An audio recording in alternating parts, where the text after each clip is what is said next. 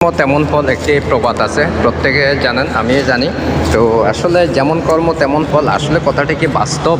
তো কর্ম যেমন কর্ম বলতে যারাই যেমন কর্ম করে থাকে তাদের বর্তমান ফলাফলটা অনেক ভালোই দেখা যাচ্ছে, দেখতেছি বা শুনতেছি।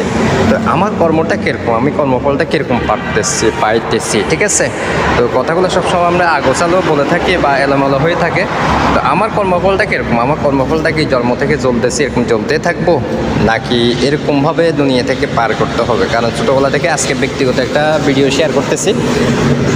ছোটোবেলা থেকে যাদের শখ আল্লাহ থাকে, আমার তো মহান স্রষ্টা আমাকে শখ আল্লাহ যেরকম দিছে হয়তো এরকমভাবে চলতেছি, এরকম বিএপিভাবে চলাফেরা, পোশাক আশাক তেমন কিছু না, তবুও সফলতার লাভ পাইতেছি না। তো আমার কর্মটা কেমন? তাহলে আমার মহান স্রষ্টা এই কপালে কি আমার কখনো সফলতা ছোঁয়া রাখে নাই?